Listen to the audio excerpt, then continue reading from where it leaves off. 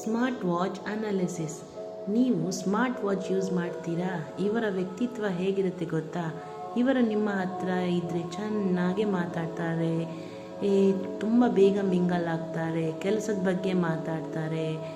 ಅವರು ಹೋದ್ಮೇಲೆ ಹೇಗೆ ಆ್ಯಕ್ಟ್ ಮಾಡ್ತಾರೆ ಅಂದರೆ ಅವರಿಗೆ ಏನೂ ಉದ್ದೇಶ ಇಲ್ಲ ಹಾಗೆ ಅಲ್ಲಿಗೆ ಬಿಟ್ಬಿಡ್ತಾರೆ. ಇದು ಸ್ಮಾರ್ಟ್ ವಾಚ್ನ ಪ್ರಭಾವ. ಇವತ್ತಿನ ಕಾಲಕ್ಕೆ ತಕ್ಕಂತೆ ಡಿಜಿಟಲ್ ಜೊತೆ ಇದು ಮಿಂಗಲ್ ಆಗುತ್ತೆ. ಎವ್ರಿ ನ್ಯೂ ಟ್ರೆಂಡ್ಸ್ನಲ್ಲಿ ನಿಮಗೆ ಮುಂದೆ ಇಡುತ್ತದೆ. ಹಾಗೆ ಹ್ಯುಮಿನಿಟಿ ಆ್ಯಂಗಲ್ ಕಡಿಮೆ ಆಗುತ್ತಾ ಹೋಗುತ್ತದೆ. ಏಕೆಂದರೆ ಡಿಜಿಟಲ್ ವಾಚ್ ಎಲೆಕ್ಟ್ರಾನಿಕ್ ವಾಚ್, ಅದಕ್ಕೆ ತಕ್ಕಂತೆ ಇದು ಪಾಸಿಟಿವ್ನೆಸ್. ಇದ್ರ ಬಗ್ಗೆ ನೀವು ಇದನ್ನು ಯಾವ ಥರ ತಗೊಳ್ತೀರಾ ನಿಮಗೆ ಬಿಟ್ಟಿದ್ದು. ನಾನು ಜಾಸ್ತಿ ಅನಲಾಗ್ ವಾಚ್ ಯೂಸ್ ಮಾಡ್ತೀನಿ.